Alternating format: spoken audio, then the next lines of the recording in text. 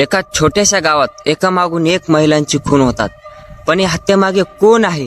तब्बल 1.5 वर्ष हे कोणालाच समजत. महाराष्ट्रातील मानवत गावात हत्याची मालिका सुरू होते. गावात भीती पसरते आणि केस सोडवण्यासाठी मुंबईहून रमाकांत कुलकर्णी तपासासाठी येतात. तपास करताना त्यांना उत्तराम बहाराते आणि रुक्मिणी यांच्यावर संशय येतो.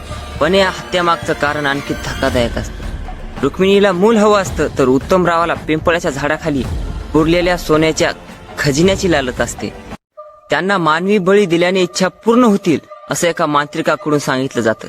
त्यानंतर या अंधश्रद्धेमुळे निरपराध लोकांची बळी जाण्याची मालिका सुरू होते. कुलकर्णी मात्र हार मानत नाहीत. पुरावे, जुन्या कागदपत्रांचा अभ्यास आणि चौकशी करत ते हळूहळू संपूर्ण कटापर्यंत पोहोचतात आणि शेवट समोर येतो. या हत्यामागे भूत किंवा कोणतीही अलौकिक शक्ती नव्हती.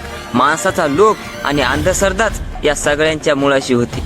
मानवत हत्याकांडाची सर्वात भयानक गोष्ट म्हणजे खुनी माणूस होता, पण त्याला शक्ती दिली ती अंधश्रद्धेने.